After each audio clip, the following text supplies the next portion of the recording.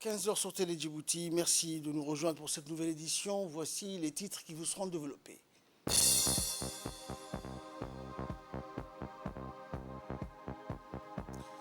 Rencontre stratégique entre Djibouti et l'Éthiopie pour renforcer leur coopération militaire. Et au Pakistan, au moins 44 morts dans un attentat suicide lors d'un meeting. Voilà pour les titres, bonjour à tous. En marge des travaux du sommet Russie-Afrique et des assises du Forum économique et humanitaire à Saint-Pétersbourg en Russie et pour promouvoir la destination Djibouti, le ministre de l'Énergie Younis Ali Gheddi a mis à profit sa présence en Russie en s'entretenant avec des investisseurs, des banquiers et des dirigeants de grandes sociétés russes et africaines intéressées par le marché djiboutien. Le ministre a d'abord rencontré le président du conseil d'administration de la Banque africaine d'import-export Afreximbank, Bénédicte Oké-Orama, pour discuter des opportunités de coopération dans les secteurs énergétiques et pétroliers entre Djibouti et l'Afreximbank et des voies et moyens susceptibles de faire aboutir des projets importants. Il a été question également de l'établissement d'un partenariat fructueux et le développement d'une relation de travail entre la Société internationale des hydrocarbures de Djibouti et cette institution panafricaine de financement du commerce qui a pour mission de fournir des solutions de financement, de garantie et des services de conseil pour l'expansion, la diversification, la promotion et le développement du commerce intra- et extra-africain.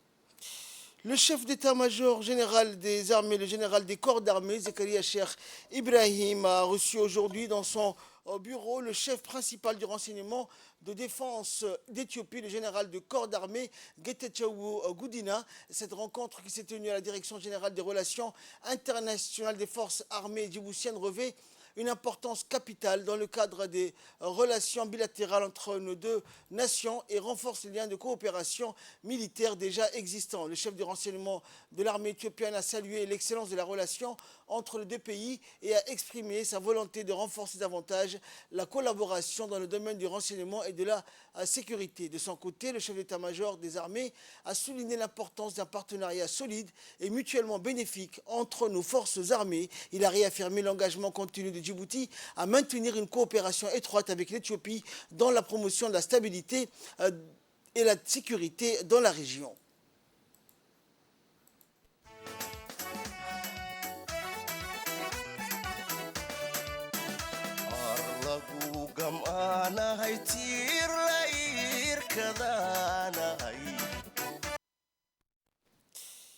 Et ce communiqué qui nous est parvenu du consulat de Djibouti à Deridawa, le consulat général de Djibouti à Deridawa, rappelle aux voyageurs se rendant en Éthiopie quelques mesures clés pour un séjour agréable et sûr. Tout d'abord, veuillez vous assurer de disposer d'un passeport valide avec au moins 3 mois de validité avant son départ. Pour ceux qui envisagent de se rendre en voiture, il est essentiel d'obtenir une autorisation de circulation de 3 mois à la frontière renouvelable une fois. Il est également fortement recommandé d'éviter de conduire sur la route nationale pendant la nuit pour des raisons de sécurité. Une fois arrivé en Éthiopie, il est important de se rendre au consulat et de s'enregistrer dès votre arrivée. Vous devrez fournir vos coordonnées en Éthiopie ainsi qu'un numéro d'assistance en cas d'incident. Le consulat souhaite à tous les vacanciers agréables et sécurisés en Éthiopie. Dans l'actualité également, les travaux de réhabilitation du tronçon Mouloud-Galamo avancent rapidement. Une délégation des responsables de Djibouti Port Corridor Road SA, le DPCR SA, l'organisme responsable des routes reliant les ports de Djibouti à l'Interland, s'est rendu à Mouloud pour constater de visu l'avancement des travaux. Ces travaux du tronçon Galamo-Mouloud visent à réhabiliter la route nationale 1 sur une distance de 45 km. Ils sont réalisés par le DPCRSA en collaboration avec l'entreprise éthiopienne ECWC dans le cadre de la réhabilitation complète de l'axe principal qu'est la route nationale 1. Il est essentiel de souligner que cette réhabilitation totale de la RN1 facilitera le transport des marchandises acheminées quotidiennement par cette voie stratégique. De plus, elle réduira considérablement le temps de déplacement entre les deux pays voisins, renforçant ainsi les échanges commerciaux entre Djibouti et l'Éthiopie. En parallèle de ces travaux sur la RN1, plusieurs chantiers sont en cours sur les autres corridors routiers, notamment la route de Venise et la route nationale 5 entre Doudoubalala et Ali Sabié. Ce dernier étant réalisé en collaboration avec la société Al-Nasri. Ces divers chantiers témoignent de l'engagement de la DPCR à améliorer et moderniser les corridors routiers du pays. Écoutons à présent l'intervention du directeur technique du DPCR. Oui, nous sommes entre Dikil et Mouloud pour faire un visu des travaux préparatoires du projet de reconstruction de la route nationale 1. Ces projets entrepris par DPCR et confiés à la société utopienne ECWC. Ces projets consistent en la reconstruction totale de la route et va couvrir sur un linéaire total de 45 km pour un délai d'exécution de 16 mois. Ces projets ainsi que d'autres projets en cours interviennent dans le cadre d'un large programme de modernisation et de développement des routes corridors initié par le gouvernement à travers DPCR. Merci.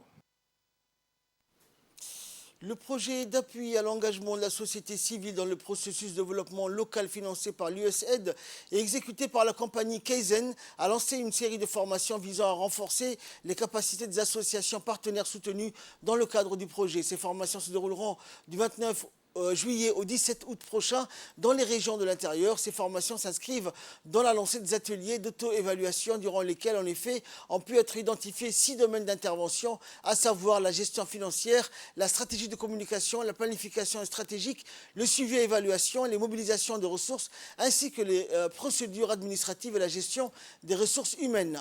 Afin de répondre à ces besoins spécifiques, le projet a recruté des experts locaux qui ont réalisé des études de base avancées avec chaque association. Écoutons pour plus de précision l'intervention du responsable de la société Kaizen que nous retrouverons dans nos prochaines éditions. L'Académie de football East Africa, dirigée par Mohamed Elmi Abardi Gabobé, a fait donc le 29 juillet dernier un déplacement sur les hauteurs de la ville d'Arta afin d'avoir des rencontres sportives avec les jeunes âgés de 8 à 10 ans des différents clubs du chef-lieu avec l'appui de la préfecture d'Arta. Ces délégations de plus de 40 jeunes enfants accompagnés des éducateurs et éducatrices et quelques parents se sont déplacés tôt le matin sous escorte des éléments de la gendarmerie de la brigade routière pour réaliser quelques rencontres de football au terrain du centre-ville d'Arta.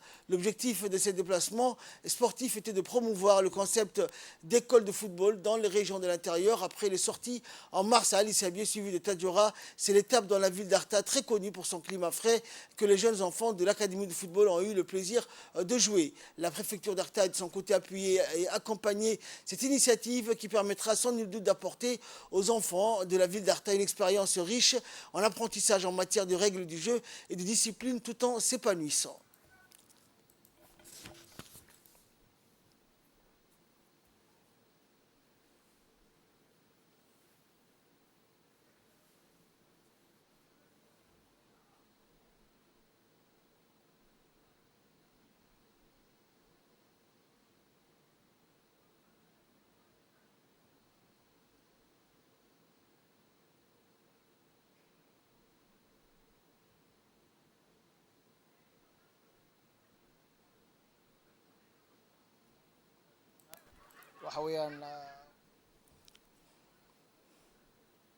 Écoutons également l'intervention du préfet adjoint de la région d'Arta.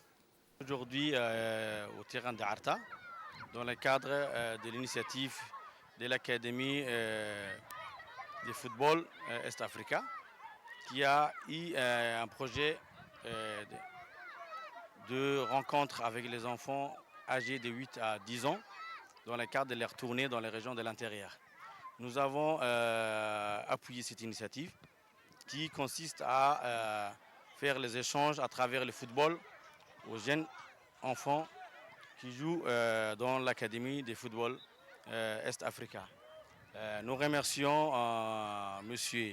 Mohamed Elmi d'avoir initié cette rencontre entre les enfants, puisque à travers l'objectif de cette journée ou bien de cette rencontre sportive est que les enfants prennent du plaisir à progresser et à s'épanouir grâce au football. Et c'est une bonne initiative qui permettra aussi de renforcer les liens qui existent entre les enfants qui sont à la capitale et dans les régions de l'intérieur. Et nous remercions pour cette initiative. Et nous sommes toujours disposés à accueillir d'autres rencontres ici à Arta. Suite à la remise des kits sportifs par la ministre de la Jeunesse et de la Culture, la sous-direction régionale d'Ali Sabié du ministère de la Jeunesse et de la Culture, en collaboration avec des groupes associatifs, a lancé les tournois de différentes disciplines, football, pétanque, volleyball et basketball, dans plusieurs sites de la ville d'Aska et des localités dans le cadre des activités estivales. Après le lancement officiel des tournois, le responsable du ministère de la Jeunesse et de la Culture de la région du Mont-Arré et les présidents des associations organisatrices ont supervisé le déroulement de ce dernier et se sont réjouis de la parfaite entente entre les organisateurs et les équipes participantes. Cette compétition va mettre en lice plus de 1000 jeunes répartis sur 60 équipes du chef-lieu d'Ali Sabié et de ses localités. Quant au public, en plus du football et autres disciplines, il a bénéficié donc d'un moment de détente en cette période de vacances, de se retrouver sur le même lieu dans une atmosphère de convivialité favorisant l'unité nationale, la solidarité et la cohésion sociale.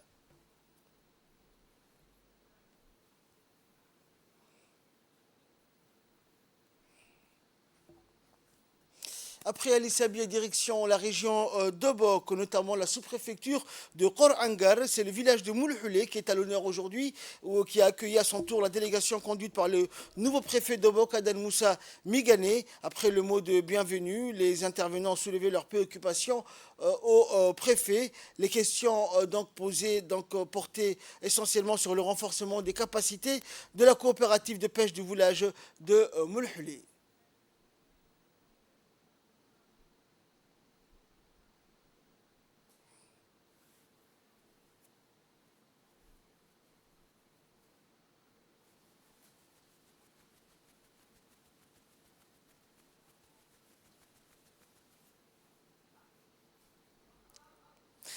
Et le préfet, lors de cette rencontre avec la population, a assuré la population de Moulhoulé que leurs doléances seront prises en compte et il a confirmé qu'il va apporter des solutions rapides à résoudre donc toutes les questions et les interrogations, assurant de saisir les départements ministériels concernés pour satisfaire la population de Moulhoulé.